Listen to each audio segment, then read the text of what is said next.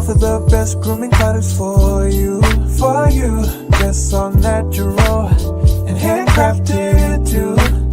We wanna help be your swagger, your style, class, and luxury. Make our products tailor-made for you with high quality.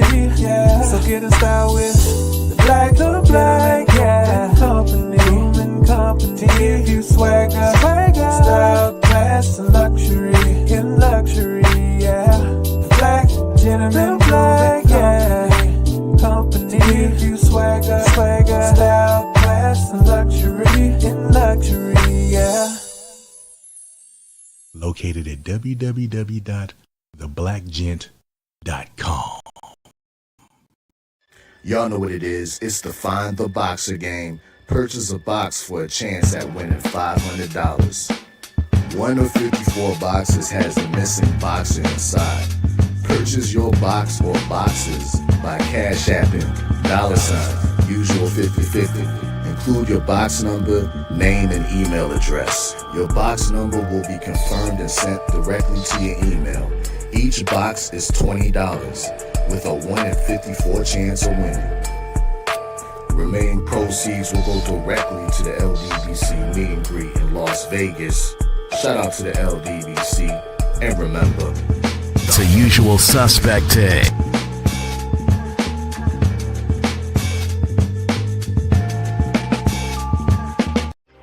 Y'all know what it is. It's the usual suspect 650-50 draw.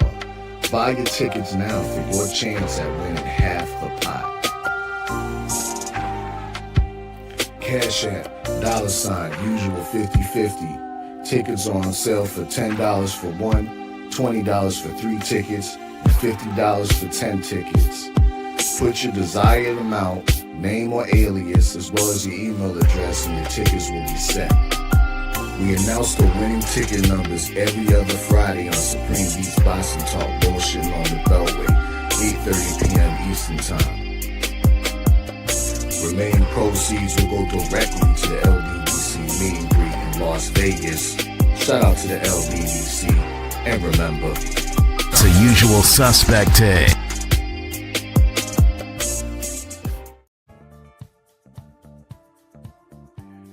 Yo, yo, yo. What's good? What's good? It's Stormybman, and I am back. Welcoming you to Nerds on Culture with Stormybman for this Monday, February 17th, 2025. This is number 114 in the series of Nerds Adventures, as this evening we cover a classic hit, cinematic hit from 1997, John Woo's Face Off, starring John Travolta and Nicolas Cage, a film that really took us by storm when it came down to action and a little bit of sci-fi twist to the action. This was a film that audiences really ate up. Man, I tell you, if you've never seen this film and maybe have just heard about it, and you might have seen clips of it or whatever, it was an amazing time at the theater back when movies like Blade and stuff like that was in the theaters, and there were always these actioners that would take us on a ride, literally. And this film was a lot of fun. It was weird, and it was just an indulgence overall. So, to recall this film, it's going to be a lot of fun. We're going to talk about this film, but before we get into talking about Face Off, we want to take a quick moment and acknowledge something that just hit the theaters this past week, and that was the opening of Captain America: A Brave New World, a film that both Drew and myself, we were talking about this film, how important it was for the MCU to bounce back, and we're gonna talk about this a little bit before we get into Face Off. So with no further ado, allow me to introduce my partner in crime. We got Drew Titan in the building with me this evening. What's going on, man? How you feel? What's going on? We good. We Gucci. Let's get it. Yeah. We have been waiting for this film to drop. We know that the MCU had taken a bad turn through their phase 4 and creeping toward phase 5 with a number of productions that we never even called for. It's like they went with Disney Plus shows. They kind of overdid it with that. Then the films that they dropped throughout phase 4 had a lot of elements of the agenda forced and impacted upon. They released a Black Widow film. Though Black Widow is one of the most popular Avengers characters, they almost released her film half a decade too late. I mean, they could have, and when people were asking for a Black Widow film, they just totally ignored it. And so then, just to serve that agenda that was being imposed upon audience, theater goers around the country and the world, they saw themselves to fit the narrative, so to speak, by putting the Black Widow film out because it's a female heroine, but it didn't serve the type of purpose that it needed to serve, especially when the character met a particular fate at the close of phase 3 and the wrapping up of the what we call it, the what was the first 3 phases called?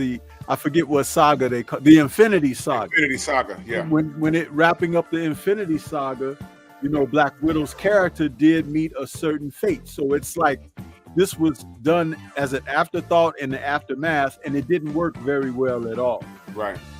But this film, even as the Infinity Saga wrapped, we did see Steve Rogers, Old Man Cap, return to present day as an elder statesman, passing the shield on to Sam Wilson, Right. who really didn't want to receive this shield. And even when they did the Disney Plus TV series, Falcon and the Winter Soldier, you saw elements of backstory regarding Sam, the hesitancy he had over why to receive or not to receive the shield, and even bringing Bucky into that story with him, and a tie to elements of the story about super soldiers from the past and present, including race and discrimination, and further agenda being pressed. So it was sprinkled throughout everything heading into phase 4.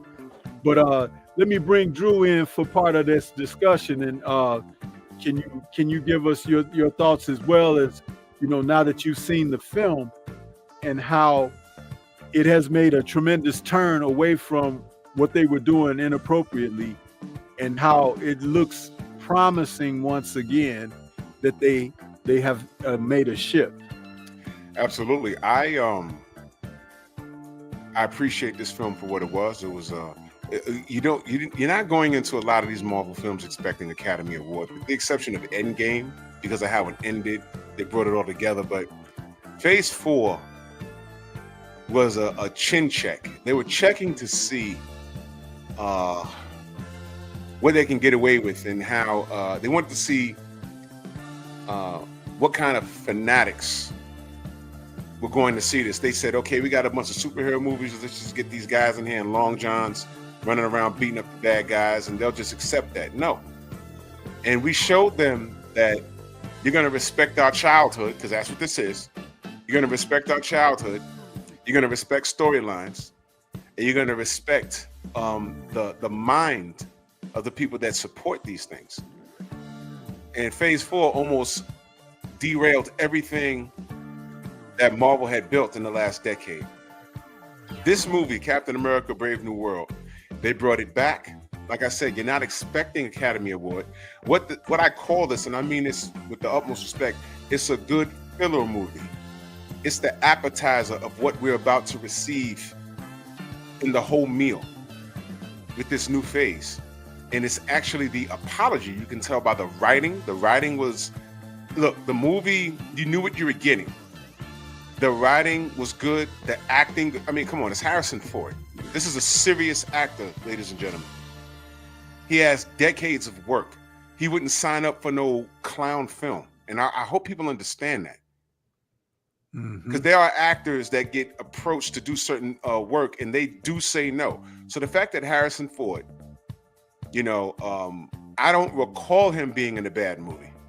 He had to agree to do this. He said yes. Okay. Just like when Robert Redford joined. That's right. The MCU to play a very good character. Very good character. And this is some serious stuff here, because he played a character where the original actor had passed in real life. Okay. Anthony Mackie, they gelled very well on the screen together. All right. And I forget this brother's name, Torres. In the movie, his name was Torres. Yes. Okay. He's the sidekick. He played that to the fullest. And we can't forget the good brother. What's his name down here? Always forget his name. Giancarlo Espinosa. Espinosa, who played Bugging Out and Do the Right Thing. If y'all saw that back in the day. Esposito, I'm sorry. Esposito. Yeah. Okay. His character I'm very familiar with in the comic book. And he was the son of a gun in this film, man. And this is only the beginning of what we're about to get. This was the appetizer. You knew what you was going to get. They went straight. They didn't waste any time. They went straight into action. 5 minutes into the film, you knew the plot. They actually they paid off everything that was in the Incredible Hulk movie a little over 10 years ago. Everything got paid off here, and now new doors are opening. And you knew what to get with this film. And I agree with you, Stormy. This is a 3 out of 5 stars. Yeah. It's a 3 out of 5 stars. We can't say it was the greatest, but what I said, it was an appetizer. And I'm very satisfied. What they did for Phase 4, this is outstanding. Correct. Because this right here, oh my God, there's so many things that they can ignore. Because you got to understand, ladies and gentlemen, Phase 4 trickled over into the Disney series, that She-Hulk series. Very bad. And hopefully the way they're moving along, they can like forget about a lot of things that went on in She-Hulk. You could bring back the character under different circumstances, but that series was awful. Okay, but they're paying off a lot of things. It looked like they have a lot of they brought back seriousness into it. And I'm looking forward to the Fantastic Four. I'm looking forward to the Thunderbolts. I'm revitalized now because after Phase 4, I said, if this is going to keep up, I'm done. And they've earned back my trust with this very film. So yeah, I'm excited to see what's next. This was very good. Yeah, and I want to take a quick moment and acknowledge my brother EJ out there in the Cash App. We appreciate you, EJ. He says, phenomenal film with a crazy twist. Yeah, if you are a person that loved the first 3 phases of Marvel films, you will enjoy this. You will. It channels the Winter Soldier a lot, thematically, and they give Captain America, Sam Wilson, his time to shine. You begin to understand why Steve passed the shield on to him. And his sidekick, who is played by Danny Ramirez, becomes his Falcon, Torres.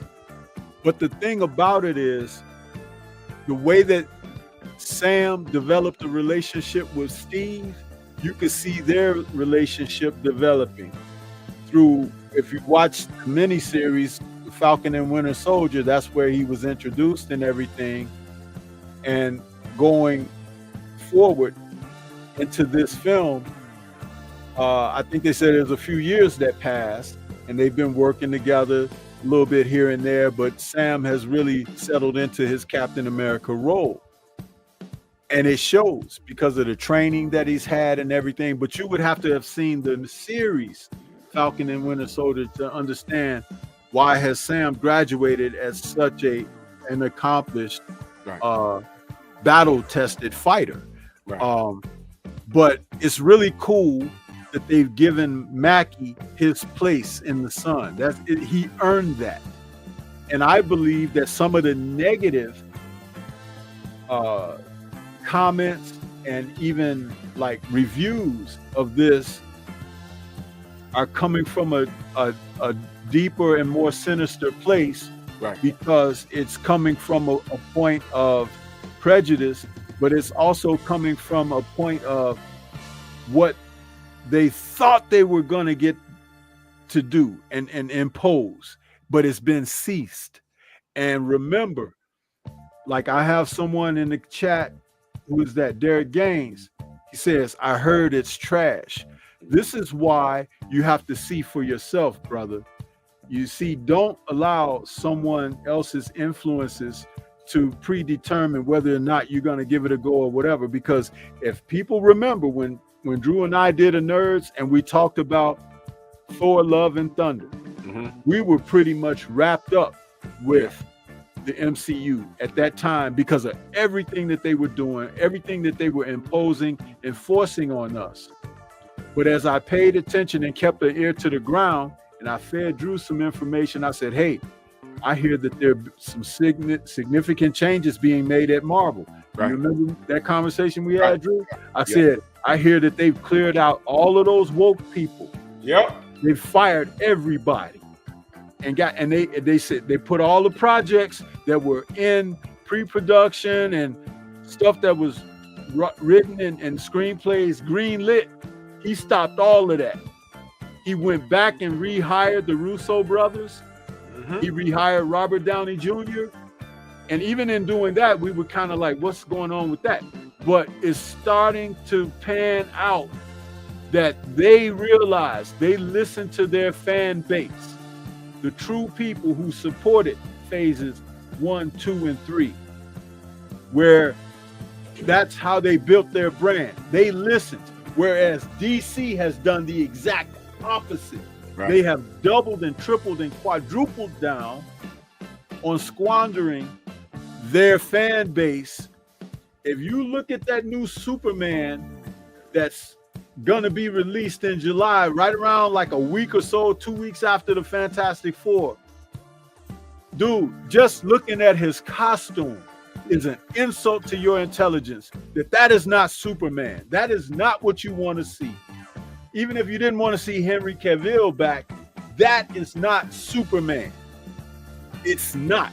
The guy that plays Superman on the TV show is better. It's better. Yeah. It's like, this is total, utter crap. That looks like Star-Lord running around in a suit that he made in the galaxy to look like Superman. It's got wrinkles in it and everything. Let me piggyback on what you're saying too. I like that Derek Gaines said that, because he's one of the brothers that is on the other side of things. Like, you know, Marvel has turned off a certain fan base that they have to earn their respect back, because Derek is a true supporter of all of this stuff. And he's one of the guys that was like us, that's turned off. So it's gonna be rough to get that support back, because Marvel deserves that ridicule. They do. Phase 4 really got people pissed off. And they're actually lucky that guys like you and I actually sat back and said, you know what? What got me to the theater to see this, Stormy, was when they did the test screening and people were like, we don't like this, we like that, and they kept reshooting it. That showed me that they were putting forth an effort in listening to the audience. Yep, exactly. So I respect that. So I don't, you know, Derek Gaines, he's one of the brothers that's like, yo, you know what? Y'all got to rebound. Y'all got to rebound all that. And I respect it, but Marvel deserves that ridicule. You see what he said? Thor 4 did it for me. You see? It was that film. Yeah, it did it for us too. It did it for us too. Yep. But see, this is the thing you have to understand, Derek Gaines, and I'm not coming at you, brother. Please don't think that I am. But I'm making a strong point here. Support Anthony Mackie. Yeah. Support Anthony Mackie. We lost our brother Chad. We lost him. And they gave them an excuse to go ahead and double down on that agenda that they were going to try anyway. But understand where you have to compartmentalize things. We went to see Thor: Love and Thunder because it was Thor. But if we had any kind of inkling that that was going to be what we saw, it wouldn't have even been worth the trip to the theater, nor to even acknowledge or talk about the film whatsoever. If you go back to our nerd show that we did talking about that film, we totally trashed that film. Totally trashed it. Justly so. But this movie here, again, if you watch the Falcon and Winter Soldier television series, it was pretty darn good. And there's a specific scene in that series toward the end where Sam has to save the day as Captain America and everything. And he comes in with his new Wakanda issued suit. And there's a scene where everything has culminated and he has to stand before the press and people, and he gives this speech. When he gave that speech, it gave me chills, because I'm like thinking all the way back, dude, I'm 60 years old. I never saw a superhero film where the superhero was black, he was representing America, and he could deliver a speech like that in front of the cameras, the media, everybody, and stand on it because that's where his values were. Right. See, that's a hero. That's not some dude standing up there speaking Ebonics with a blunt hanging out of his mouth and all of that. No, that's a man who fought in the war as a soldier and came back and grabbed dignity from his experiences and was passed the shield by Captain America. Not by the government. Right. by Captain America. That meant something. So when I saw that, I was amped. I was geeked. And even though we've done our shows, I haven't even talked about that to that degree on this show, but I'm speaking on it now because the film is out and they've given him his time to shine. You know, Stormy, With none of those silly jokes right. and cartoonish moments and everything, Right. where it's just like, oh, it's going from one joke to the next, or that other thing that they were starting to do very much, where something serious happens and then something funny happens right behind it. Something serious happens and something funny right behind it. So the film has no pace. You know what I'm saying? Right, That's right. not here. This is an actioner. The writers, the writers did right by this character, and you saw it in Falcon and the Winter Soldier, and they carried it on into this new phase. And I'm just going to say I appreciate it. You know what I mean? Because that's what I was afraid of. I didn't want it to be a clown film. You know, if they clown Thor to death, I'm like, oh my God, man, what are they going to do to Anthony Mackie? And they didn't do it. They got a hold of it. And they built that character. Sam Wilson moves with such integrity that Captain America, Steve Rogers, like you said, forget the government. This is the heir to the throne. In other words, and understand, Steve Rogers picked up Mjolnir, y'all. Y'all peep that? That's how much integrity Steve Rogers had. He picked up Mjolnir. So for him to go to Sam Wilson, a black man, right? And all of the things he had to deal with in this movie, there was a lot of emotional roller coasters, but he did it. And when Torres laid in that bed and said, you know, you were my favorite Avenger, I wanted to be you. That's a statement. The writers did right by Sam Wilson. I mean, when all else fails, he might be able to pick up Mjolnir for all we know.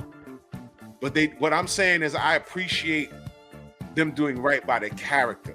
You know what I mean? And the fact that Sam Wilson, the character, is a black man, you know, I was going to support Anthony Mackie regardless. But I didn't leave the theater upset that they tore the character down and it was bad writing and it was joked to death. You know what I mean? They did right by him. And you know what else I appreciated, Stormy? They didn't reveal too much about what's coming in the future. Like I said, this was a great filler movie. It was an appetizer because we know what's coming. But it made me thirsty for more. And when they bring back the Avengers, unless they bring back Steve Rogers, this man's going to be, you know, leading the charge. You understand? I have a feeling what's going to happen, speaking of Steve Rogers down the road, because there's something going on in the books, but whatever. Yeah. But I was really satisfied with this movie. Very satisfied. And Derek, I'm going to say, you say you haven't really seen a lot of Mackie's films. Just understand that he has cut his acting chops with great people. He has been in some good films. And see, that's the thing. Remember, they want to push Michael B. Jordan in your face, right? For everything. Oh, he should play this. He should play that. There are other actors who are accomplished. But Mackie started out with 8 Mile, you know? And then he went to films like The Manchurian Candidate, you know, that was a Denzel Washington film. Spike Lee's She Hate Me, which he was very good in that. $1 Million Baby, that was Clint Eastwood. Freedom Land, We Are Marshall, that was a kind of a coming of age type story. Right. He was in The Hurt Locker.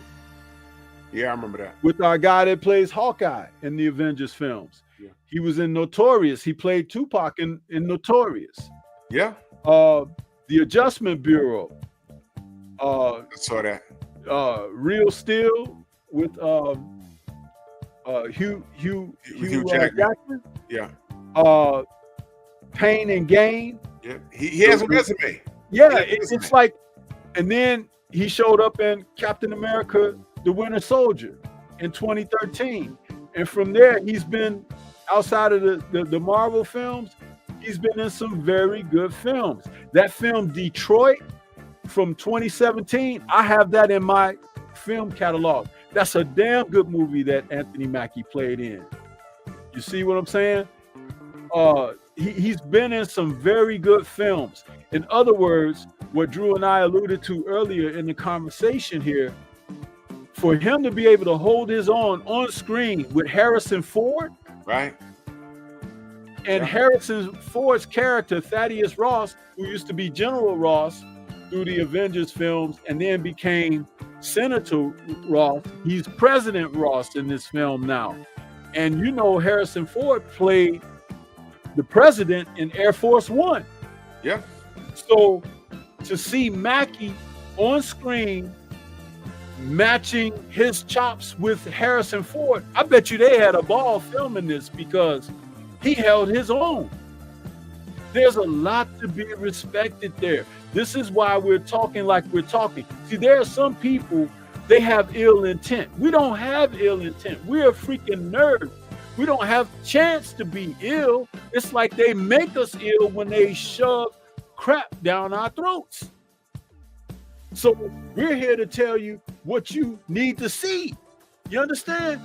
Anytime that we have recommended something to you, have we ever been off? Have we ever? Can't think of one. And that's what we're trying to say here. You know, so give it a shot, man. And it's worth your while, because that means if you go, you give it a shot, what you're going to say to yourself is like, okay, I might be more inclined to say, hey, you know, what's next? Thunderbolts is next. So give yourself a shot with that, because I'm telling you, you don't want to miss the train if it's coming back around. And it looks like they're really trying. I respect. Do you know how many reshoots they had for this film? About 4, right? Yeah, and not they had one. I think they had one major reshoot, and then they changed a lot of the plot elements. It's almost they filmed the movie twice because they just took certain elements that didn't work, and the Giancarlo Esposito stuff, that was some of the last stuff filmed because he wasn't in the original script at all. Wow. Look at what they were able to do with him. Wasn't he awesome? He was he was damn good, man. And I told you, I said, man, when you see old boy, because he puts you in mind of the Winter Soldier, doesn't he? Yeah. When he was in the other film, yeah. Yeah. But, man, it's a great time to see a Marvel film in the cinema again with this. And Harrison Ford as the Red Hulk, that's the Hulk we need, right? Because we don't need the nice Hulk, the Hulk that can talk and he could do equations and all of that stuff. Get rid of that dude, because the woke people wrote that stuff. Get rid of him. This Hulk right here, dude, in one motion, he tore down half the White House. True story. In one motion. In one motion, y'all. And look, man, I understand what Derek is saying, because Marvel does deserve that ridicule. But Derek, take it from us. We're nerds just like you, good brother. That's why I call you the legend, because you're well seasoned in this stuff. Give it a chance. Like I said, it's not Academy Award, but they're back. They've gotten back to good writing. They're giving it a fair shake, and I appreciate their efforts.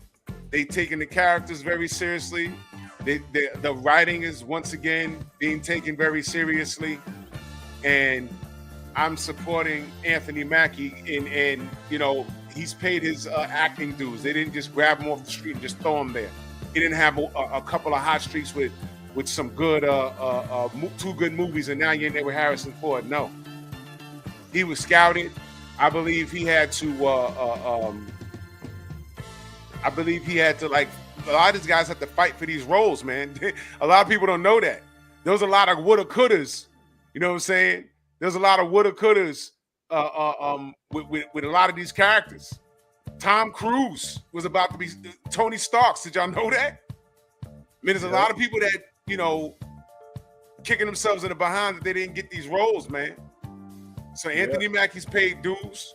I was a little nervous, but I left that theater satisfied. I really was. I said, man, you know what?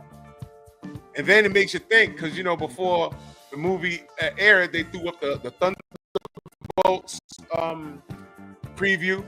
Made me want to see that more, because there's a little jokey jokes in between it, but that's a serious thing they're doing. And then the Fantastic Four, know what I mean? It makes you want to see this stuff again, because if they kept up with this Phase 4, I'd have been done. I wouldn't be reviewing this. I'd have been done. They'd have probably had Anthony Mackie running around with a boyfriend. Exactly. And listen, that's another thing I wanted to say about the box office for this. Don't even listen to the box office talk. Because like I said, there's a rebellion against Marvel too for the changes that they've made to mean get back on track. So there's people out there now that are going to be doing their darndest to see that they can undermine the success of the film. But it's a good time at the movies with the Marvel way. That's just understand by me saying it that way, the Marvel way. Is it as good as all the other Marvel films? No. But it's not. It's far better than anything that came through Phase 4.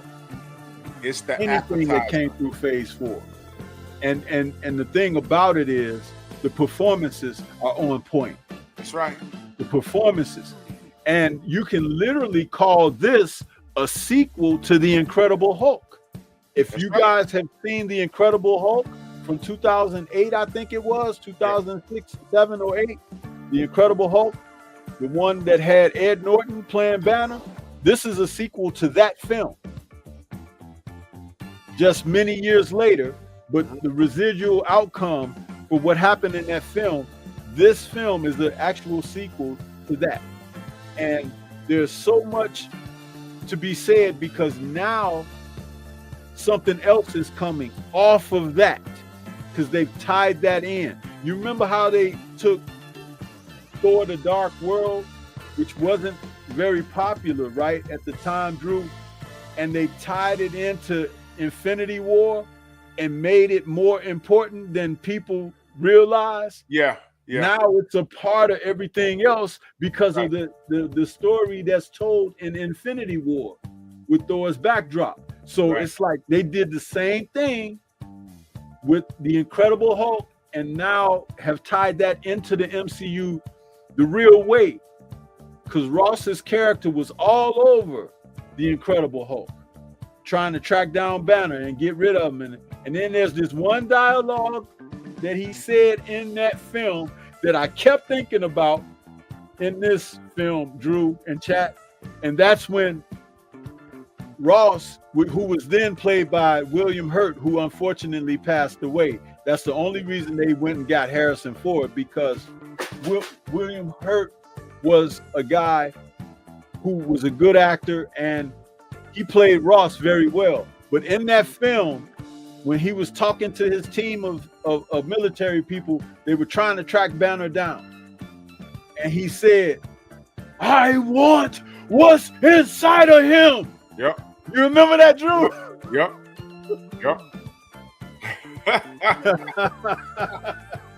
And so when he said that in that film, I never forgot that. But guess what? Harrison Ford totally channels that, doesn't he? He sure did. He sure did. And oh yeah, we got a lot to talk about when it comes to Marvel. Our brother Derek says, hope Disney Plus shows get better. Listen, brother, that Daredevil, I'm excited for that. Oh yeah. That Daredevil looks grimy and gringy. I just saw some I was watching Emergency Awesome, and even he's like, he doesn't believe that how Disney's gonna get that series is gonna get very dark.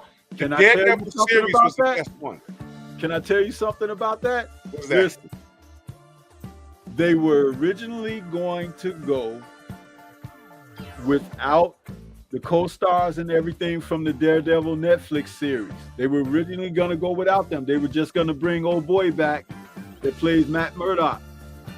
But in the midst, because they had shot several episodes of Daredevil Born Again. They had shot several episodes, and they realized this is not working. The people are not gonna like this.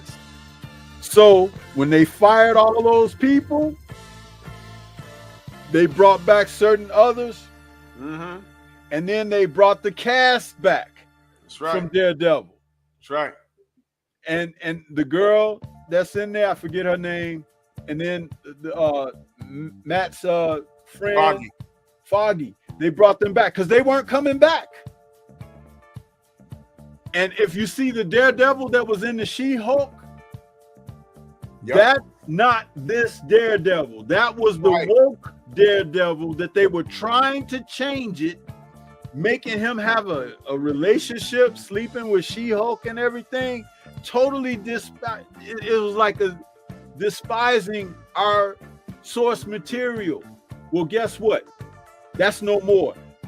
What you seen in the trailer and everything, and you seeing the Kingpin is back and everything, they're getting right back to the Netflix thing, but it's gonna be on Disney now. And they done worked it where they can show the violence and the grittiness and everything that we loved about the Netflix series, but they have made the changes. So please go into that with an open eye, because they have righted the ship on that. They're bringing back Frank Castle somewhere in the series too. Yep. They've really gotten back to the winning formula, and I appreciate that. I appreciate that, man. I really do. So I don't think I'm gonna be disappointed. That Daredevil series, when it was on Netflix, I was like, whoa, because he was getting his behind kicked in a lot of those episodes before he got his stab-proof suit. And first season was great. The second season was great. Oh man, I was like, woo, this is getting good, man. This is getting good. I got nervous when they got absorbed by Disney. I'm like, there go the violence. But I heard that dude from Emergency Awesome, he gets everything first. Yeah. And shout out to him. But he was like, yo, he's even shocked at how greasy they're getting with that Daredevil on Disney. Listen, man, that's why I say I listen to guys like him as well, you know, because they do have that close ear to the ground. And what I've been hearing is nothing but positive stuff. I even have about 3 videos of his that I need to watch. 2 of them have something to do with the Daredevil Born Again series. But it's just amazing that they have done. And he announced in a video yesterday, I think. If it wasn't yesterday, it was early this morning. He did a video saying that this film has already surpassed the opening of the Winter Soldier. You're kidding. Nationwide, it has brought in more money than the Winter Soldier originally did back when it was made, you know. So this film, Brave New World. Wow. Now there might be a drop off, like I said, because there is an agenda to work against this. Yeah. But I've already let you know what that's all about. Yeah. So if you want to support what you love about Marvel, this is a great place to start. Yeah, if this was a crappy movie, we wouldn't even be talking about it this long. Seriously. Yeah. We're saying that they listened to us, y'all. They've listened. They've listened, and I appreciate that. Derek, yeah, I know, brother. He wants to know the Shang-Chi movies with the rings. It's all coming together, brother. They're all bringing it together. It's kind of complicated, but they're all bringing it together. They got the real writers back. They brought the Russos back. They listened to us, brother. They listen to us. And Shang-Chi has been put on hold because it was the woke people trying to push that forward. Yep. Not that they don't want to have Shang-Chi, but what they were going to be doing with him. See, that's been changed now. That's why his sequel hasn't gone into production. Remember, I said earlier here, I said they cut a lot of that stuff that they were getting ready to do. They pumped the brakes and said, nope, we're going a different direction. We're not doing this. If I'm not mistaken, about 7 projects got canceled. Even TV series. Series included. We were supposed to get Armor Wars. Remember that? Yeah. We were supposed to get the Ironheart. We were supposed to get that. They're still talking about doing a Wakanda TV series, but the Shang-Chi sequel, there was another sequel that was supposed to come. The Eternals. Their sequel got canceled. Thank God. The Black Knight film that was supposed to come from the character that was in the Eternals. Right. The Blade film got canceled. And the Blade film got canceled because of the popularity of Wesley Snipes in Wolverine versus Deadpool. Yep. So they said that Wesley gonna be around for a little while still. Even though he's at an advanced age now, they're gonna keep him around a little while. Man, they revamped a lot of things. I can appreciate it. They've earned my trust again with this film because I'm seeing in the direction that they're going now. Things are always subject to change. One bad writer could ruin it. But it seems that they have a path that they're going in, and we see it because they don't hide it from us. But I'm excited because it looks like they're finally going to get the Fantastic Four correct. And this Galactus thing and this Doctor Doom thing. If you know anything about the books, this thing is about to get really grimy. It's actually worse than what Thanos did. Man, I'm gonna tell you something about the Fantastic Four. When I saw the Thing in that trailer, in that full trailer, not the teaser, I'm like, holy crap, he looks just like out of the comics. I mean, see, that's what Marvel is into. That's when they're doing their best stuff, when they take you to the source material. Right. And I was like, man, because I remember watching Captain America, right? And you know, Captain, I'm not ashamed to say that's my favorite comic character. Right. But I remember seeing him in the first Avenger, and I was like, I didn't like his costume. I could understand it because they made it what's the word I'm looking for, relative to real life or whatever, army fatigues or whatever with Teflon, they put it in there. I understood that. Then when he got to the Avengers, his suit that they had upgraded from there, which they said was designed by Coulson, I didn't like that, but it was closer to comic-like, but I didn't like it. But dude, when we saw Avengers Age of Ultron, right, Cap's suit looked just like in the comics. And I was like, with the white sleeves and everything, I was like, now they cooking. But see, I understood what they were doing by that time. You know, because they know that they're telling stories, they save a little bit, they hold a little bit back for the next film and the next film, also to sell the toys and stuff like that. Yeah. But look at what the real payoff was. We never got to hear Cap say Avengers Assemble until Endgame. And at that time when he said it, he assembled everybody to take on Thanos. Remember? That was like what made it, like the whole theater just totally erupted when we went nuts out here. We went nuts. We was like, oh man, that was an experience, and that's what you look for. Oh my goodness, it was. You look for the experience. You look for those little. That was a big experience. And then when Thanos was just about to kill Thor by driving that spear into him, and Cap hit him in the back of the head with Mjolnir. Yep. And then they showed Cap, the Mjolnir came back to Cap's hand, which is a little. Oh, man. And then Thor says, I knew it. Yep. You can lift Mjolnir. We went. What a payoff, man. What a payoff. We went bonkers. Those little things, even the little things that makes the audience erupt. Like in the first Avengers, when Loki was going on his tirade, his monologue, his villain monologue, and Hulk just grabbed him and slammed him all around the room. Bro, the theater collapsed in laughter for like a good 3 minutes, man. Little things like that. It was an experience. And yes, Derek, another thing that we heard is we heard Marvel is in contact with Jonathan Majors to have him come back. We don't know if that's official, and it'd be up to Jonathan Majors to say, you know, okay, I'll come back, or say, you know, F you guys, you shouldn't have got rid of me in the first place. Right. Either way, whatever his decision is, I'll stand with him.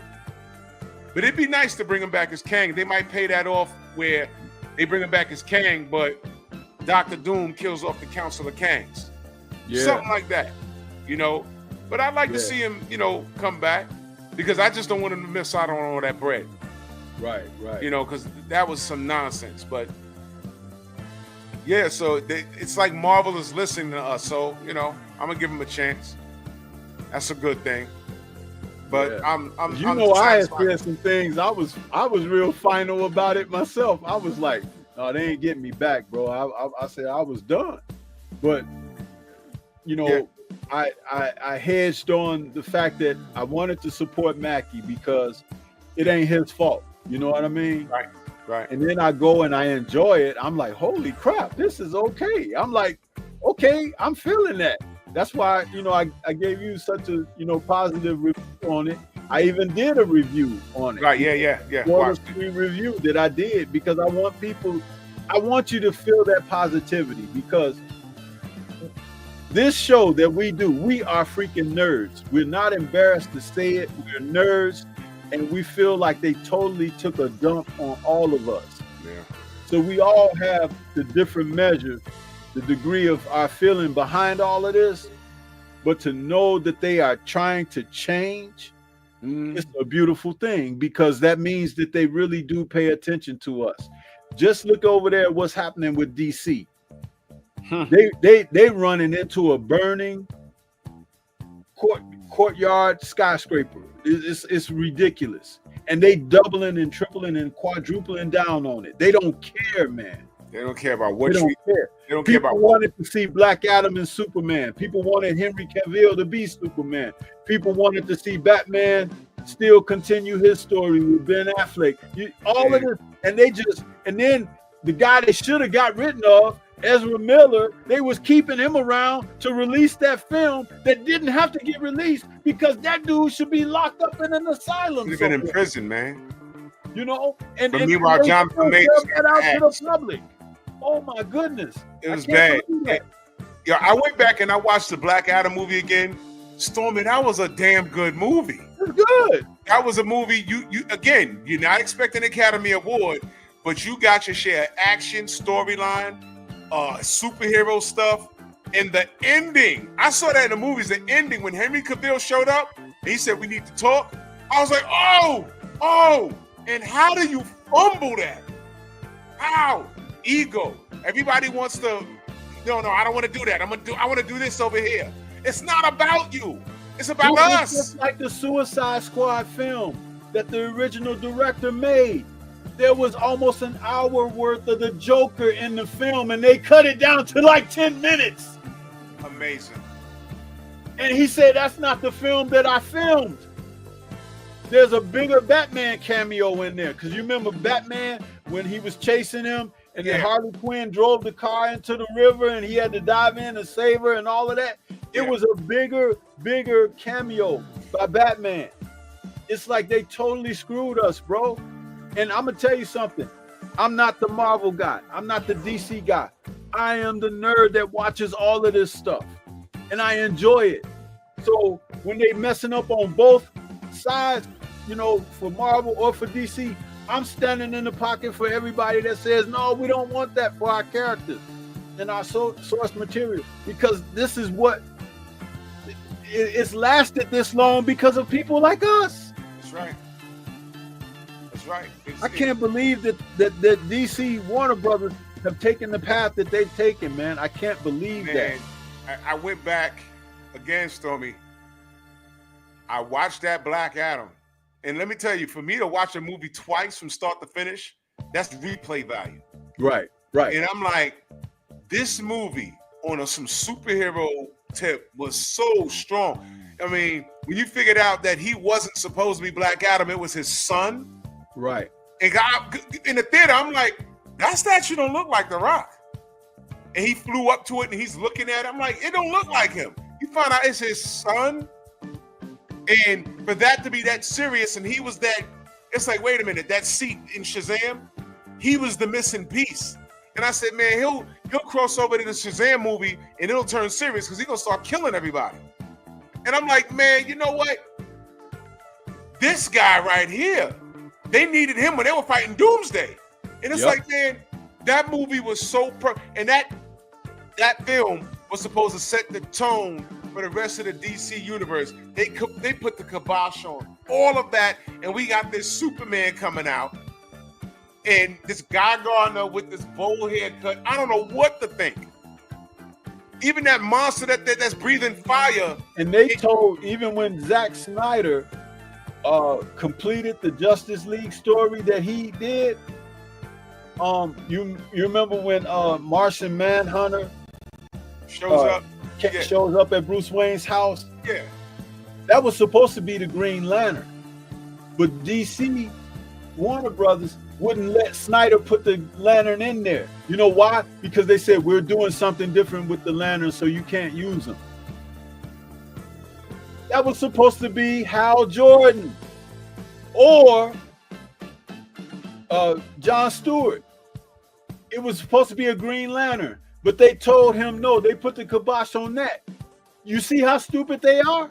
So now what they're doing is they're flooding out a Superman movie with a bunch of Justice League characters that the average person don't even know shit about. Don't know who they are. Don't know who they are. Or they're going to look at that. They're going to say, wait a minute. I know Hal Jordan. I've seen him before. I even know that there was a black Green Lantern. Now they got some orange-looking dude, some Irish-looking dude with a bowl haircut. Who's that?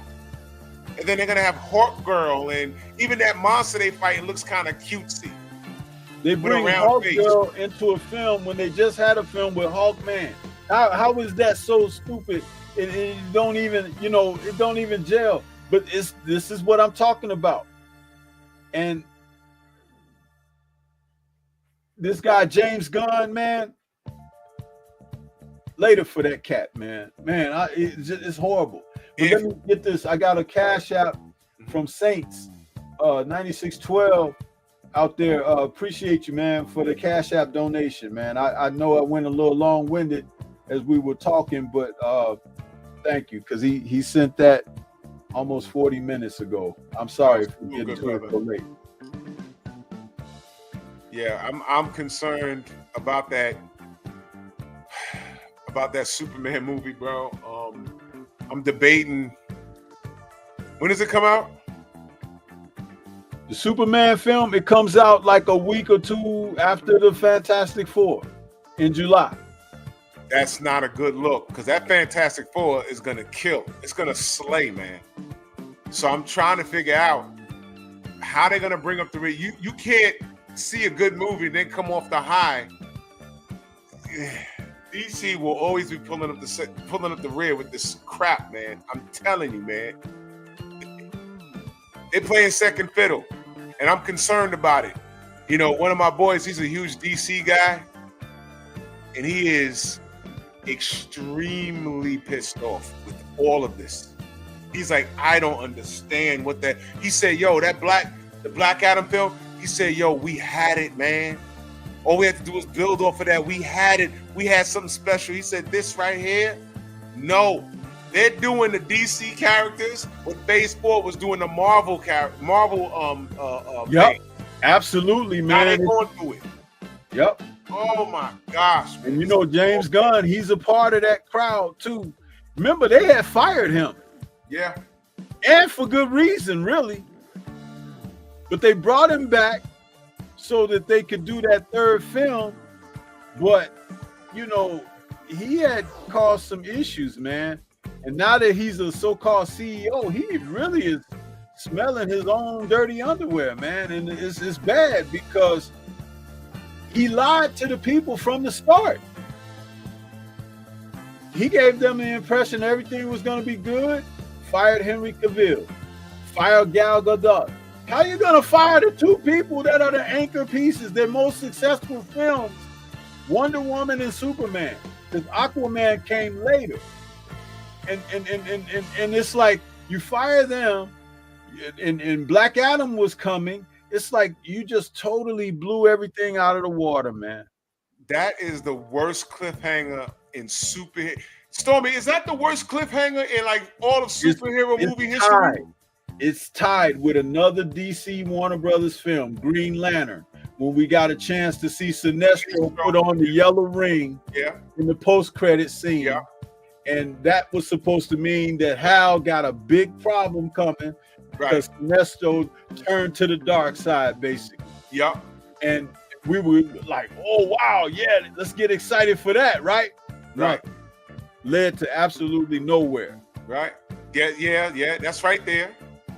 I guess that makes up because the Green Lantern movie was, I'm not going to call it bad. I'm going to say it underachieved.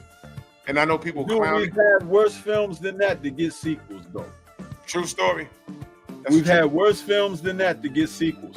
All they had to do was right what was wrong, bring Sinestro on in that sequel, and let the yellow corpse fight against the green corpse and start. They could have gone with a Star Wars type look into the future of like the yellow is the dark side and the green is the good side, the light side, and the corpse could have been, and then you could introduce other corpse, the red corpse, the blue corpse. You know what I'm saying?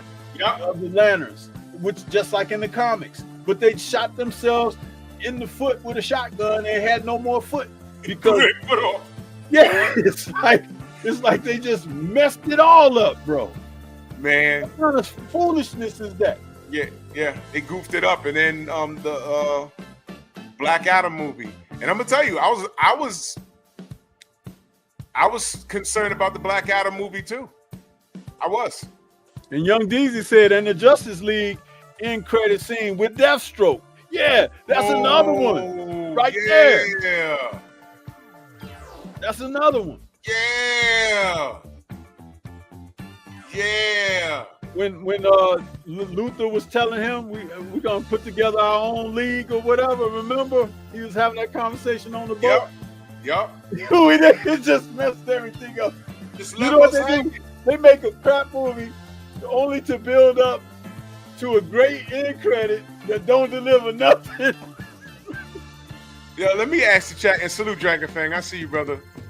How hype were y'all when Shorty said, I got friends, what'd she say? I got friends that are not of this world, and you need to stay where you're at on that island. And he said, nobody could keep me here. And then you see that dot come down, and you're like, who's that? And then Henry Cavill steps out of Superman. He said, we need to talk. And The Rock smiled at him. I said, oh! And the movie ended. I was like, yo, sequel's gonna be crazy. Done. How do you leave us hanging like that?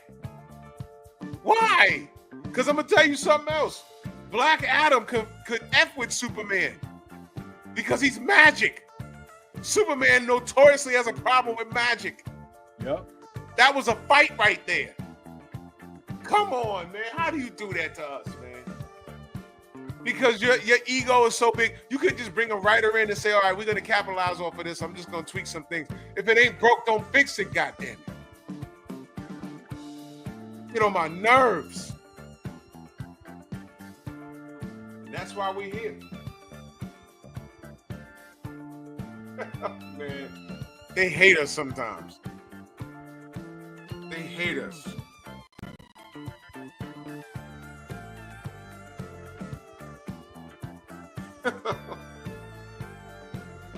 Salute to D'Artagnan 8 in that Cash App, man. Salute. He said LDBC business, man. We on the job, man. Salute to you, good brother. Yes, thank you so much. I'm right now. I'm changing the title of tonight's show, man. Oh yeah. Oh man. Yeah. We been. This is deserving though. Yeah. We needed to have this conversation. What we could do is come back and talk about Face Off next week because we only got. Are you doing your pep tonight? Nah, I'm not doing pep talk tonight. I got to get up at 4 in the morning. We got about 25 minutes. So we might as well stay on this. Yeah, might as well. We'll come back next week and talk about Face Off.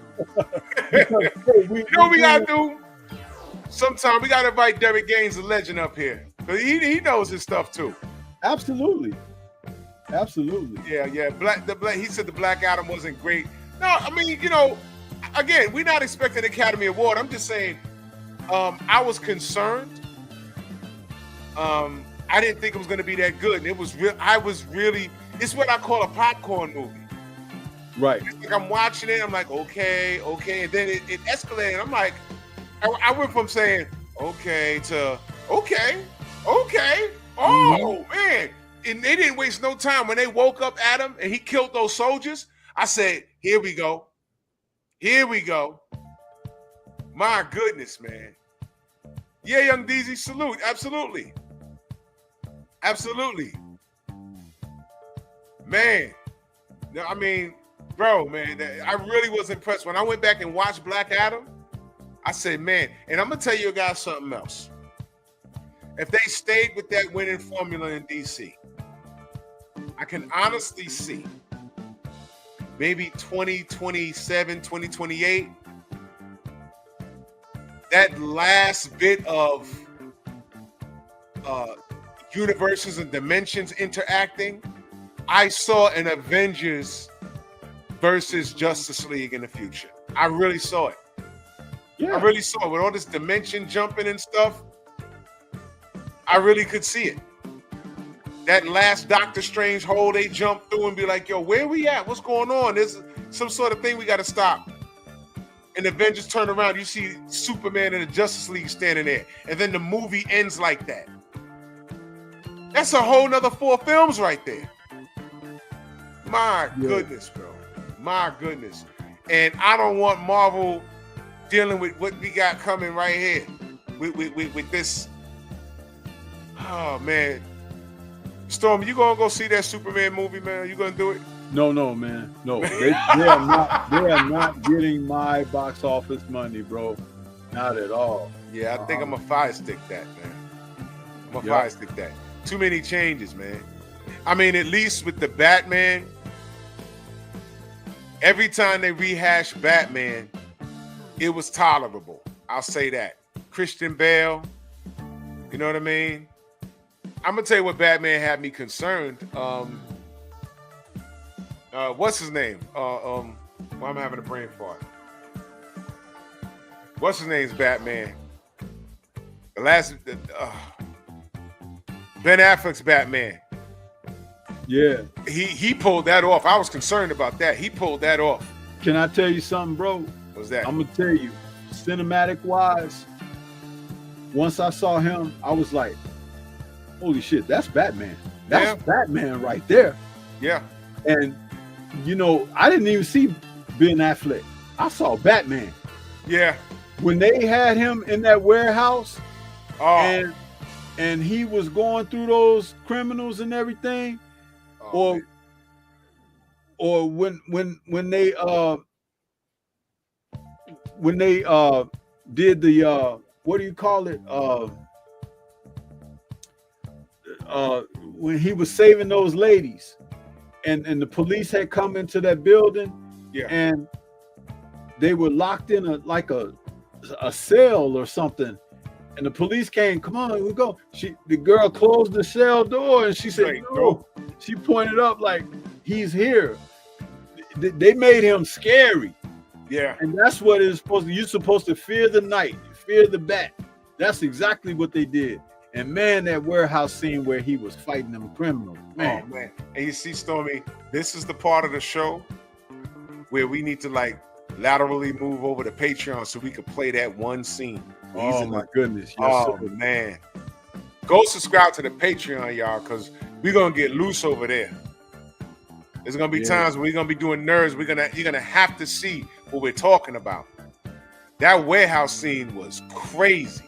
Crazy, bro. And you know what? Oh, you remember when the cop shined the light and you just see him, he sliding across all the certain way. All he saw was a cape. I said, oh man. Yeah, right. That would have freaked me out. Like, yo, and what the cop say? Yo, he's in here. He's real. He's in here. Man, how do you mess that up? That's the best Batman I've seen, bro. And Christian Bale was not bad. He was not. No. But that Batman, but I'm going to tell you, I figured it out like early in the film after they showed Batman a couple of times. I said, you know what? I said this to myself. I didn't even know you then. But as I watched that, I was like, Zack Snyder must be a big fan of Batman, because the way he introduced him in that film, it's like that had to be someone who had a love of the source material. Yeah. And we're talking about the Dark Knight from those specific Dark Knight comics, you know, and that's exactly what that turned out to be. He was definitely a guy that he was really into. Yeah. And it showed, even down to later on in the film when they were fighting Doomsday and he jumped off that building. Yeah. They showed the lightning flash. Yeah. And he was in that pose like on the cover of the Dark Knight magazine. I was like, look at that. I saw it. You know, it was the same snapshot with the lightning flashing in the background and Batman jumping down like this with his cape in the air. Yeah. Man. That's a good question. Jimmy Bernard says, who played the best Batman? Like of all time? The best one?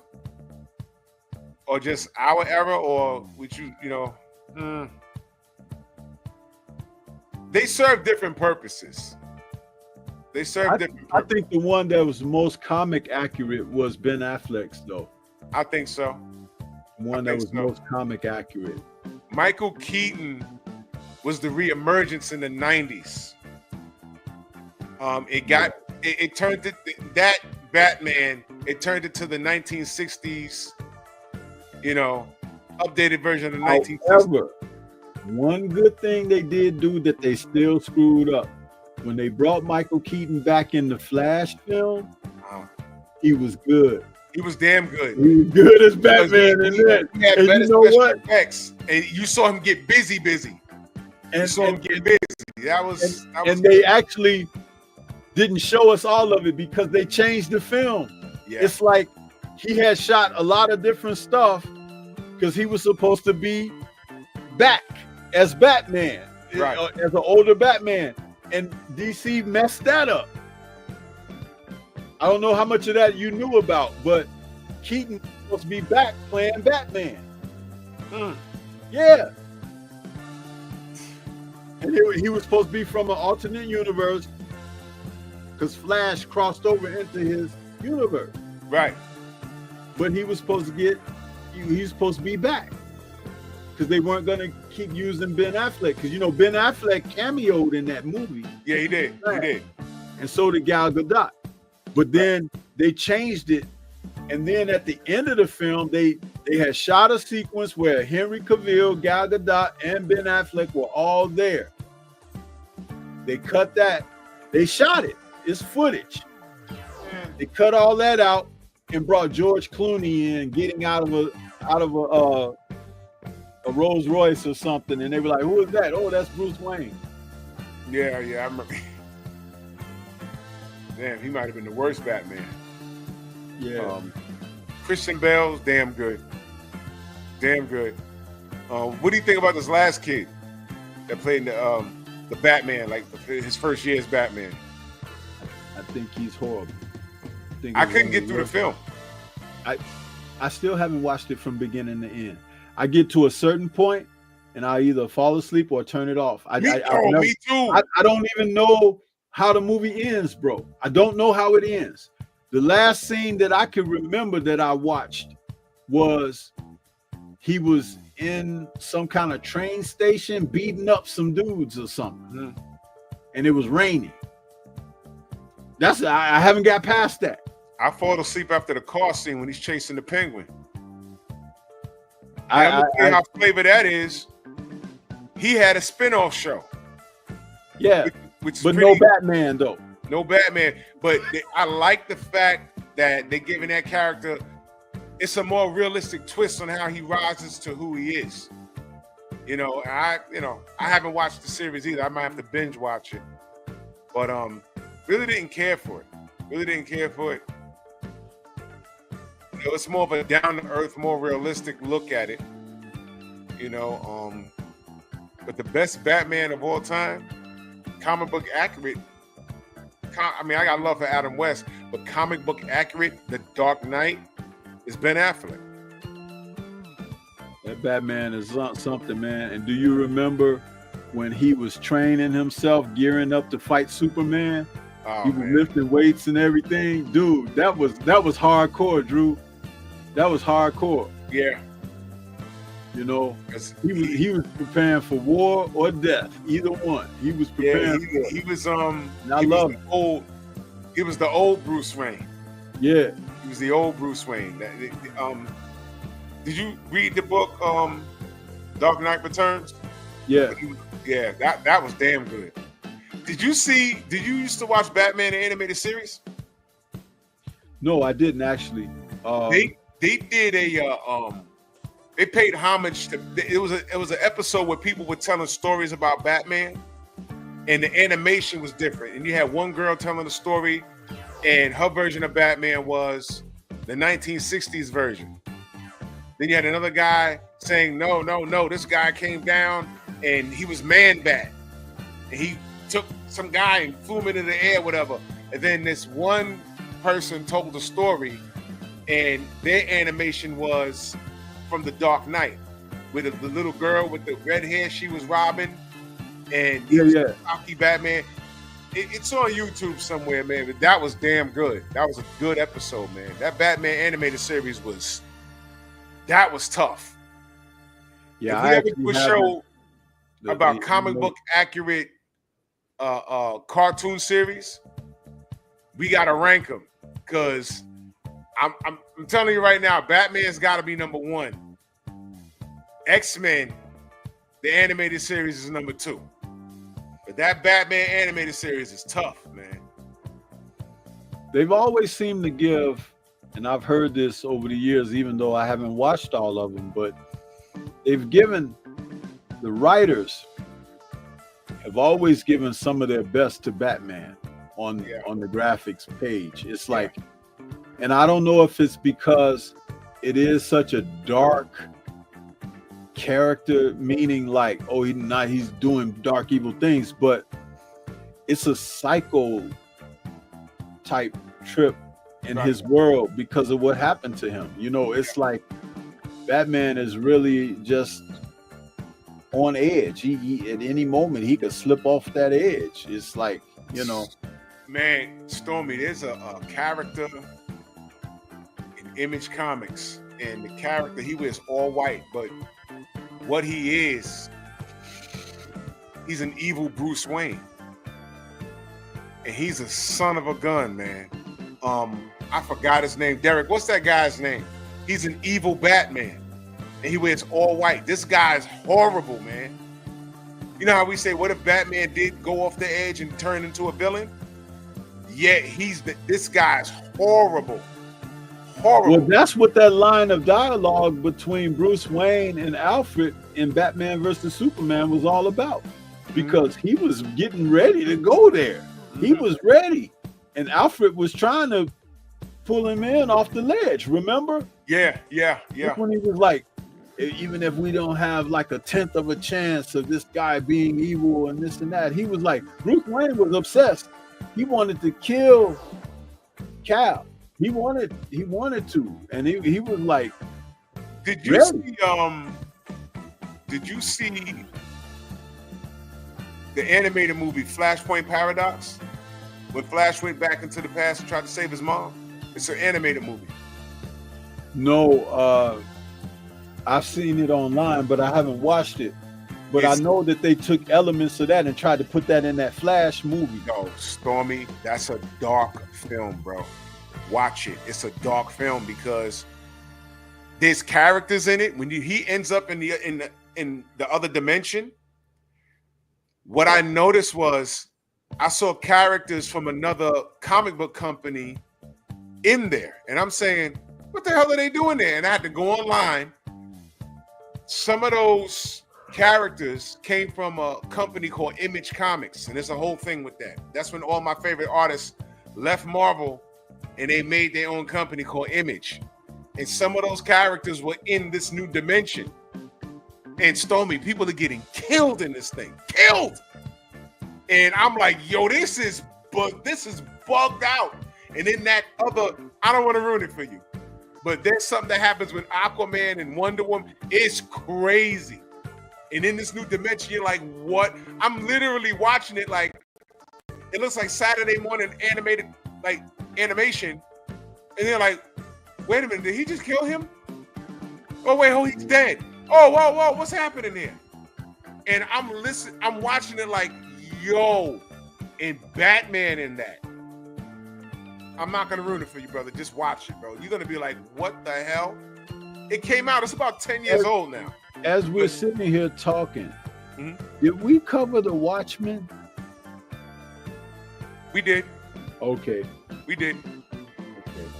But my gosh, man, that was Flashpoint a heck Paradox. of a movie, man. That was Yeah, a heck of a Watchmen was movie. sick. But this Flashpoint Paradox is violent. It's violent, and I like that. Let me see. What's that character's name? Oh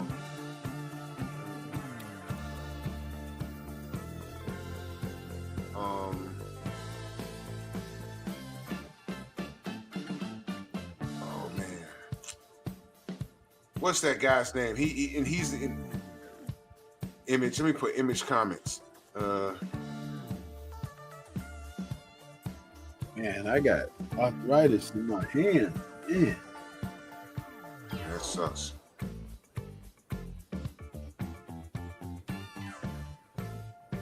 I forgot that guy's name, man, but that guy's a son of a gun, man. I was a big Image comic collector when they first came about. That's where that character Invincible is from. Image Comics, and oh man, this is bad. Image Comics, they did Walking Dead. Where is? I'll find it. I promise you, I'll find it, because I found that character and I said, "Whoa, what's wrong with this dude?" And you read his backstory. He's an evil Bruce Wayne. No, not Shadowhawk. Shadowhawk's black. Shadowhawk's black. What is this guy's name? I'm on a website right now. No, that's not him. That's not him.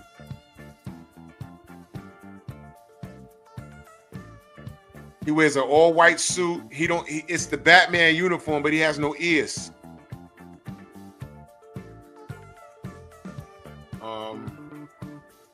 Is it Volt? No, that's not him. And that whole universe is messed up, bro. I can't think of him. But I stepped away from it for a while. When I went back, the stories just got crazy. They got real crazy. Is this him? No, that's not him. Yeah.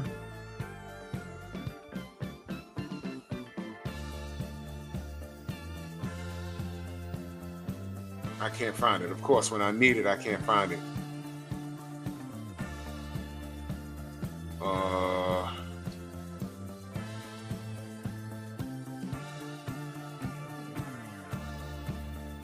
No, I can't find it. When I get it, I'm gonna send you a picture of him, because he's a mother skunt, man. I swear, this guy is awful. He crashed a whole damn plane with people on it for no, man. It was crazy, bro. Crazy. I can't think of this guy's name. But they got some damn good stories over there. Axe said it was Batman's son. Well, Axe got to school me on that. That better not be his son. But the Image Comics characters were in Flashpoint Paradox. What's his name? Grifter from Wildcats was in there. And when they had that final battle at the end, I was like, oh my God, they really doing this?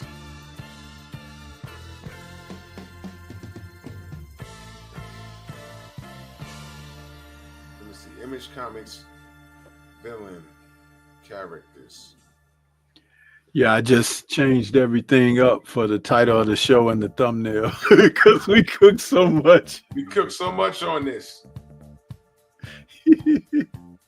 But see, that's what happens, man. We get that passion in there, right? With everything.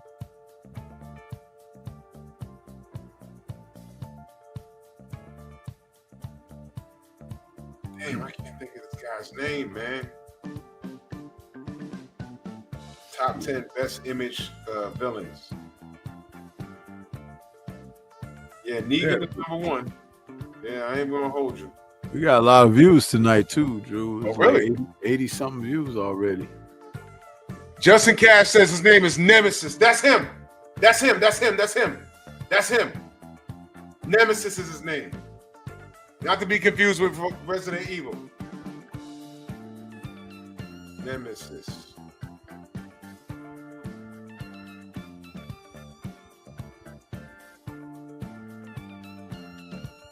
Stormy, this is him, bro. This is him. You know what? Can you pull that character up?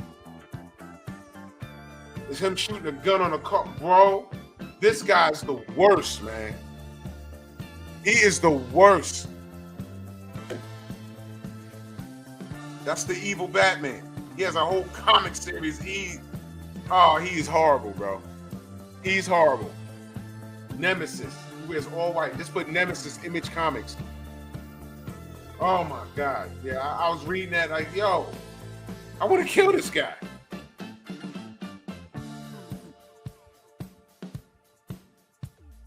It's all bad.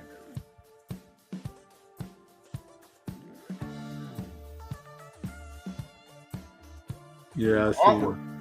The artwork is really good. I don't even know who's the artist. These new artists they got is really good, man. Yeah, Nemesis. That's him. Thank you, Justin. Thank you. Nemesis. He's a villain.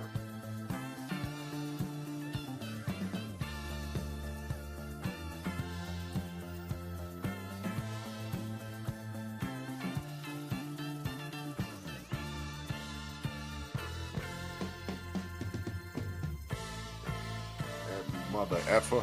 Hate that guy. I don't know how he's not in a video game by now. Goodness. Young DZ said can't do a live action Nemesis. Bro, he's that bad. He's that bad. He is that bad.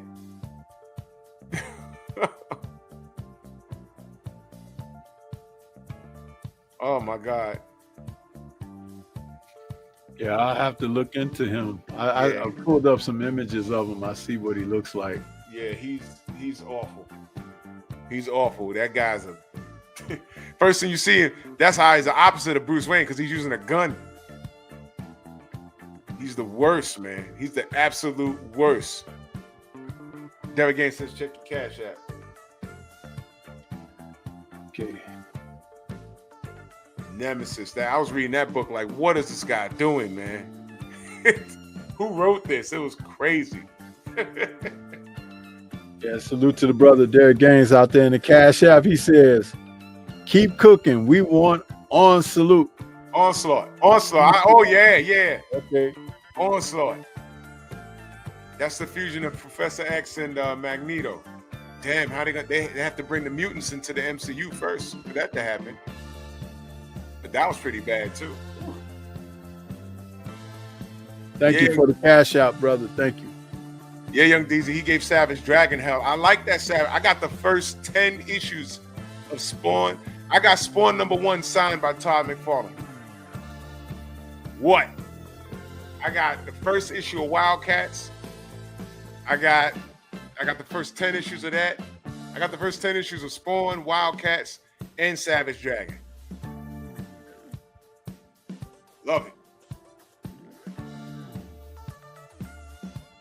I would like to see a Savage Dragon anime, but true to the book, because they did have a cartoon, but it sucked really bad. Those characters was wild. Yeah, this Nemesis character, just a synopsis of who he is. It says, despite becoming from a rich background, Nemesis had grown bored with the life and decided to use his wealth to become a supervillain, choosing Chief Inspector Blake Morrow as his arch enemy. Man, that mark is crazy. He's crazy, bro. He's crazy. I didn't even hear nothing else. I was like, okay, yeah, he pretty screwed up. Yeah, he's messed up, man. And if you read the book, it is messed up. You're reading it like, why is he doing this? Because he's bored. That's the worst kind of jerk. He's a jerk, man. Wow. Yo, Young DZ, we had Bloodshot. They had a Bloodshot movie. Bloodshot's an Image character, right? Yeah. But if we get an ICU, Image Cinematic Universe, that'll be crazy because Invincible is a part of that universe. And Invincible is nothing but a bunch of evil Kryptonians. But they're small in numbers. Stormy, when you get a chance, binge watch Invincible because the animated cartoon is online with the comic book, and it's Stormy, it's violent. You'll be watching it and somebody's head will blow up or something. You're like, yo, they really did that? It's not for kids. It's not for kids. Oh, Bloodshot was Variant, my bad. Bloodshot was Variant, yeah. Variant comic, they got some good stories there too. Wow. See, all this conversation stemmed from we talking about them turning things around in the MCU with Captain America: Brave New World. Yep. That's why we see. And you guys sometimes may think like, oh, you know, this show serves a purpose, man. It really does. It serves a purpose because there are more people out there that are like us than who would like to admit. I know every year when I go to Comic-Con or Wizard World, you know, is what they call it here. It's like you just look around and it's like amazing. Yeah. People in costumes, people in regular street clothes, people dressed up like they're going out on a night on the town. It's like you see all these different people, man, and they are just geeks. You want to laugh? Love this stuff, man. My boy Mark, I grew up with him. I known him since first grade, and we all still live in the neighborhood. Mark is, damn, he told me what he does for a living, but Mark makes 6 figures, man. And he's a father, and every Comic-Con, him and his co-workers go to that damn thing dressed like Jedis.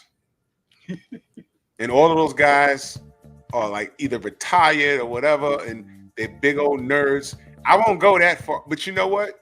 I'm not gonna say I won't go that far because somebody asked me to go to the next Comic-Con as Luke Cage. Listen, let me tell you, I went 1 year and I saw this group of Jedi coming past me. Dude, they look like they walked right off the set of a George Lucas film. Wow. Their costumes and robes and boots and lightsabers hanging from their belt, they look like Jedis. It was amazing. And you could tell that all of that, what they had on, whether they, you know, knitted those outfits themselves or had them custom made or whatever, but they looked like they walked off the set of a Star Wars film. And it was like, people were looking at them, you know, like they look good. They were like, if I were to do it, I would go as a Sith Lord just because I'm like that. I just want to wear the yellow contacts. Yeah. But it was amazing, man, to just, you know, watch those people walking around like that. I was like, you know. And that's awesome. Now, you sent me those pictures, like when you and the family went out and you had taken pictures with some of the characters and stuff. Yeah. Imagine almost like everybody you see in costume like that. That's what Wizard World in Chicago is like. Man, that's awesome, though. Like, there's a dude walking around in an Incredible Hulk get up, right? Uh-huh. He looks like he's about 8 feet tall. Mm-hmm. And he got the muscles and everything, the ripped shirt, and you know, it's like, and you walk around, it's pretty cool. It was a Thanos in a suit. And when dude stepped up in it, somebody posted it online. I saw that. That thing was like 7 feet tall. Cool. Yeah. And I saw the Hulk, and then there was a dude dressed like Logan, and they took a picture together, and people was like, you know, Oh, they were man. standing there looking at each other, posing and Did stuff. you have a group of stormtroopers walking through there too? I haven't seen stormtroopers in a minute, but they do be around there. But I Yeah. haven't seen any in a while. You know what I saw a couple of years ago when I went to the Comic-Con? Out here at the Jacob Javits, right? I heard them marching, and I looked, and there was some young cats. It was like, what kind of stormtroopers are those? And I said, those aren't stormtroopers. I forgot their name, but you know what those were? Those were the troopers from Battlestar Galactica. People don't remember them. They had the silver helmets, and they were all silver and black. They're like, what kind of stormtroopers? Those young kids.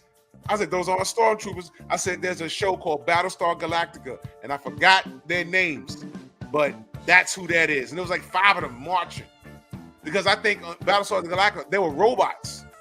Yeah, Those weren't people, they were robots. this guy who makes the weapons for the movies and stuff, swords and stuff like that. I ran across him a couple of times at the Comic-Con, and that's the guy I told you he made Conan's sword and all of that. And he had a replica of the sword from Conan the Barbarian. Sword weighs about 18 pounds. So, you know, imagine when you saw Arnold in that film and he was working that sword and he was twirling it behind his back and all of that. That sword was 18 pounds. Arnold. Yeah. Yeah, to be careful. Yeah, man. There was a guy that was selling those swords at we had a flea market up here for a little while, and he would sell those swords. He had the Conan sword there. This guy, he had the blade star, you know, that star that Blade throws? Yeah. With the dual blades? Yeah. Yeah, that. I thought that was cool as hell, you know.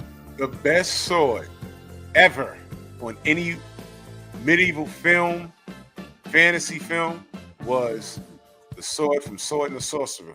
The 3 blades and 1 shot out. The Sword and the Sorcerer. If y'all remember that movie. Now, I'll go one better than that. The sword from what's the anime that I had told you for a long time to check out?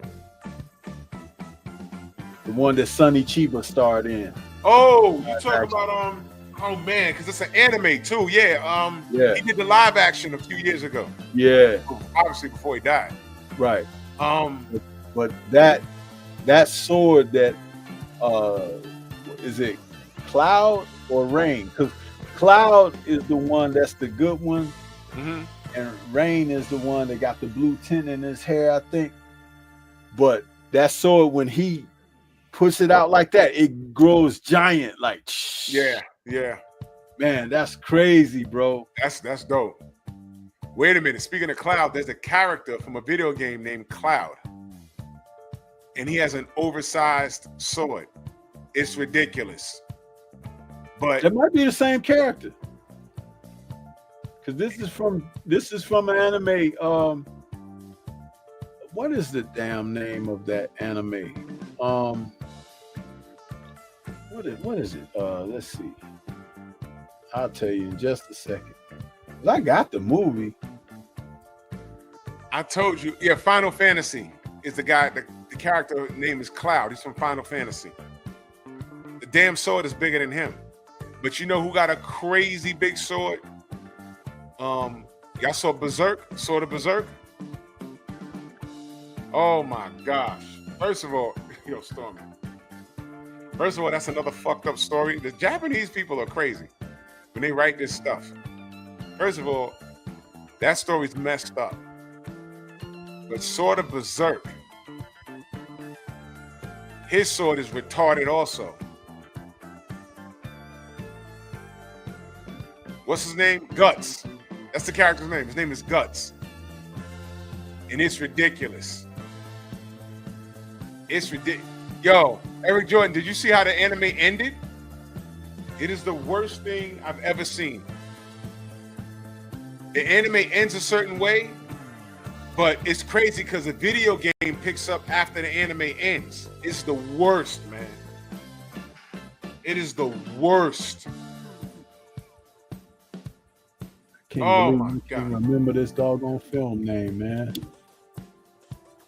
Yeah, you told me to because it's an anime, and Sonny Chiba did the live action. I forgot the name of the damn thing. If you look up Sonny Chiba's filmography, that's one of probably his last films. Because he did that before he did Fast and the Furious, Tokyo Drift. I think he did it before that. Yeah, Storm Riders. Storm Riders, that's it. Yeah, Storm Riders. I don't know why it took me so long to think of the doggone film title, but that film is based on an anime. Mm-hmm. But it's excellent, man. Do me a favor, look up Sword of Berserk and look at that character and look at his sword. There's a guy. What's the guy on YouTube, y'all? He has a channel where it's Forge something. He makes these weapons from the cartoons and the video games and the anime. He got like 1 million subs. He makes this stuff. He made, was it Cloud Sword or Berserk Sword? Well, he made it. What character you want me to look up again? Put up Sword of Berserk. The character's name is Guts. Oh Lord. Oh my God. That's a bad series.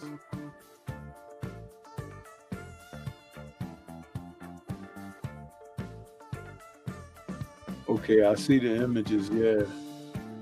That is the worst story. How the anime ends is the worst. Stormy, it ends in hell. It ends in hell. But to find out what happens to him, you gotta like play the video game after that. He loses an eye and everything. It's crazy, man.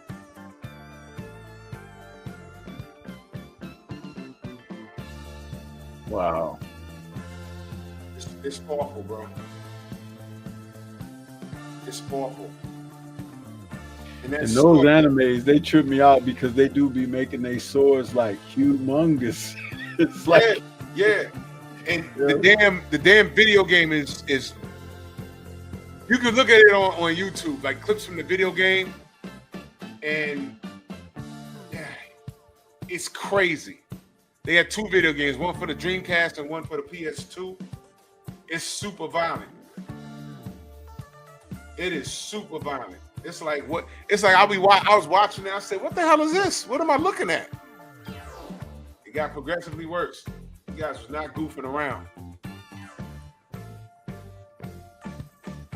Oh, I know about that Derek Gaines Vampire Lord sword. Oh man, those weapons were like ridiculous. Derek says, I still need the X-Men. Well, wait, what if the Secret Wars will set up the Secret Wars will set up the X-Men? You know, they are working on the X-Men already. Right now, they're looking to cast people and everything because Secret Wars is going to start the new, you know, however that story wraps up, the mutants and everything are going to be a part of the storylines going forward. So they're looking to cast people right now, and they haven't even shot Secret Wars nor Doomsday yet. So it's like they are already working. But you know what? To set up that Doomsday, you remember how Thanos won and he snapped everybody and half the people disappeared? Mm-hmm. Whatever Dr. Doom got up his sleeve, I promise you guys, it's 10 times worse. And I think you're going to see a clip of it when that Fantastic Four movie ends. It's going to be like, what? Yeah, like that. I'm telling you, Thanos was bad. Dr. Doom is the absolute worst. He is the worst. So yeah, I'm looking forward to all of this, man. They got me back with this Captain America: Brave New World. You earned my trust, y'all. Okay, I give you my trust. See what you do with it now. Well, No, Derek, you know, the one thing about the MCU, what they've done is they take elements of the source material, but they don't completely follow it to a T, because then it's not fresh. You already know the outcome of things and everything. But when they take elements from the source material, they can kind of tweak it and put twists in and stuff that you don't see coming. Because I'm gonna tell you something. Who of you, and please don't lie when I ask this question, who of you actually thought that Thanos was gonna snap everybody out of existence at the end of Infinity War? You did not see that coming. You did not see it coming. And I read the book. I still didn't think they were going to do that in the theaters. I kept telling people, I said in the book, Thanos won. He kind of like won. I didn't think they were going to do that. Dude, they totally. Do you know when the movie ended and the credits started rolling, it was dead silence in the theater. Yo, there was no music. You remember when the credits started rolling, there was no music. You just heard the wind. Like, yeah. And I was like, yo. I was like, yo, they did that ish. They lost. Yo, It's my like- pops was like, wait a minute. I said, Dad, in the book, that's what happened. I said, yo, I don't know what they're gonna do now. I don't know what they're gonna do. But he did. When that ended. Think about how the story went. Tony was off world. Black Panther, who had just got introduced, he disappeared. That was Bucky. We saw what happened to Black Widow. It just like, dude, it was crazy.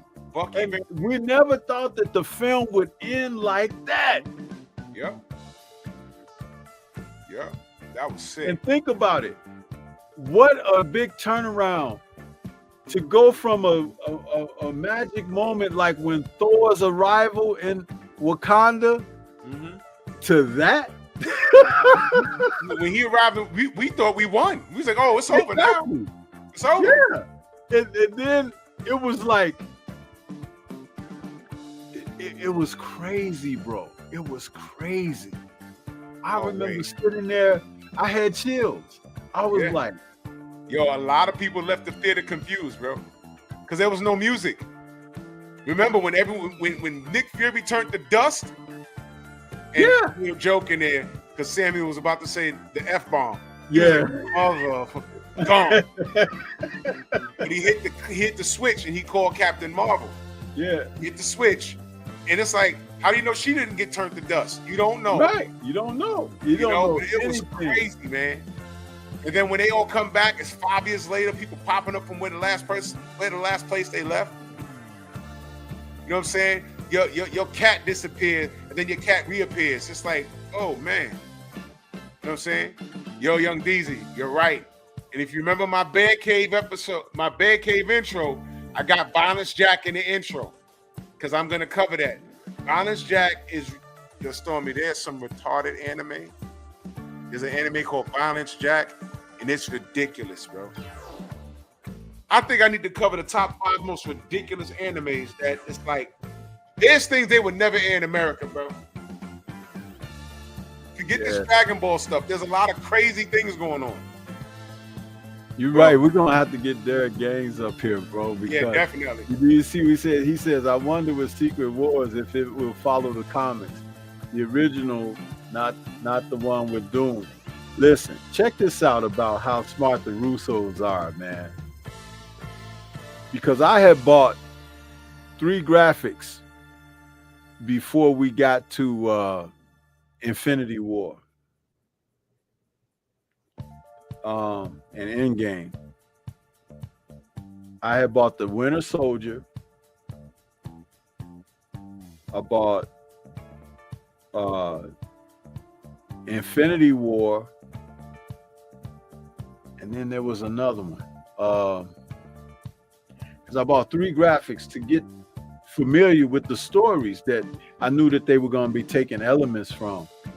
And I'm glad I did that, because once I saw the films, I learned what they took as source material and how they made it their own. But when you talk about Secret Wars, If you remember back in Infinity War, Doctor Strange cast a spell so all of the Avengers that went into space to fight Thanos, they could breathe in space. Right. And basically all of the Avengers got killed. Thanos taking everybody down. And then he made the ground come up around Captain America's feet, remember? Yeah. And it was like he couldn't move or anything. And that's when Cap gave that speech that, no matter what you do or whatever, you're going to always have somebody standing here between you and, the will of man and the righteousness and this and that. He gave him one of his speeches, his Steve Rogers speeches. Well, in Endgame, when Banner snapped everybody, when he went to use the gauntlet to snap, and Thanos rained fire on the Avengers facility, right? Yeah. And blew everything to bits. After everything got wiped out, it looked like they was in space. Yeah. Because everything was dark and murky and smoky and everything. You saw no vegetation, no greenery, no buildings, nothing. It was just rock and all of that. And that's how it looked in space. That's how they... Comics. But in Age of Ultron, when Scarlet Witch put that spell on Tony, remember what he saw? Space. Them on the floor, dead. All of the Avengers on the ground dead. That's the comic. And the Leviathan flying around. Yep. And everything. And he saw Cap's shield broken. Remember? Yep. He saw all of that. Yep. The Russos are something else, man.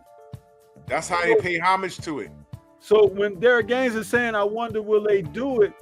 I think Battle World is gonna be that place where Wolverine and Deadpool were. Right. I think that's going to be Battle World. Because remember, they had to go through a dimension to get there. Yeah. Yep. And that's where a lot of MCU characters are, or Marvel characters are, there. Because remember, the base was a giant Ant-Man skeleton thing laying there on the ground. Yep. So I believe that, and if you look at the Easter eggs, there was a Thor's hammer laying on the ground. Sure not a helmet. The helmet. Thor's helmet. Of course, we saw what happened to Johnny Storm in there. But a lot of different things. So it's going to be interesting, but I do believe they did that for a reason. Can't wait to see what's next, man. I'm excited. Because that place, they made it seem like Xavier's twin sister ran that place. But she was only overseeing a small sector of that place. Right. What if Doom is the one that really runs the whole thing? He might be. There's so many variables there, man. Some of the stuff I could try and figure out, we can speculate. But I like being surprised too. So do I. I really do. I don't want too much to be revealed, to ruin this. But I do believe that Battle World will be someplace like that. I do believe that because they introduced it for a reason. Yeah. Oh man, that's gonna be dope. But listen, I gotta run. I gotta eat a little something before I lay down. I gotta get up and handle some business. I'm gonna be up all day tomorrow. I gotta get up at 4, handle some business. I'm gonna do my live. Then I gotta go to the plantation. Got a lot of stuff, man. But man, salute to you, man. This was awesome. This was awesome, man. And this is why we're so creative, because this show was organic. The chat was engaged, man. Salute to y'all. Salute to y'all in the Cash Apps, man. Much love to y'all. And when we're back next week, we'll discuss Face Off. But we had to pay homage to Captain America: Brave New World, and you see where the conversation goes. You know what I mean? Yep. So this is great. And Derek and DZ, we're gonna get you guys up here, man. Yeah, it's gonna be dope, man. When we discuss the future of these comic book movies and stuff, man. And in fact, why don't we just invite them back for next week? We could always get to the Face Off movie because we didn't even talk about that yet.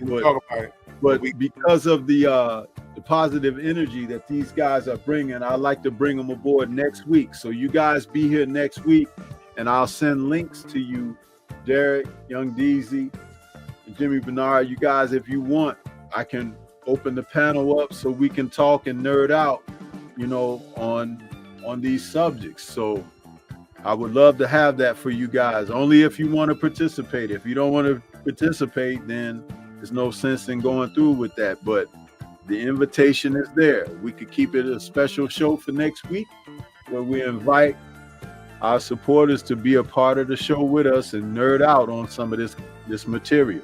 Absolutely, man. Man, salute to y'all. We'll do that for next Monday. We'll keep that an open discussion for next Monday's Nerves. Definitely. How's that sound? Definitely. Yeah. With that. Wonderful. Great show, man. Great show today, man. Great show. Yes, sir. Absolutely. I'm going to run, brother. I'll talk to you tomorrow. All right, man. You take it easy, man. Right, great show. All right. Salute. Yeah, this was an amazing show. It turned out better than I thought it would. It's like we really had a chance to grace you guys with some great conversation. And please, for those of you who haven't had a chance, go check out Captain America Brave New World. It's pretty nice turn from things that were happening in Phase 4. So I think Marvel got the picture, and they are looking to do some better things for us. So, but right now we're gonna have another word from our sponsors. Bear with us as we take care of this. Get ready to take your striking game to the next level with the Focus Ball. Dramatically improved footwork, timing, head movement, hand-eye coordination, reflex, and overall fight IQ. It's lightweight and extremely portable, so you can train every time, everywhere. When you don't have a coach to do mitt work, get a Focus Ball. When you don't have a heavy bag to hit, get a Focus Ball. When you don't have a sparring partner, get yourself a Focus Ball. And when you just want to have fun punching and kicking, get a Focus Ball. When you train with the Focus Ball, you train your eyes and your brain to read punches so that you can hit and not get hit, making this very simple device a must-have for all combat sports athletes and enthusiasts alike. So if you want to take your striking game to the next level, don't wait. Get the Focus Ball now.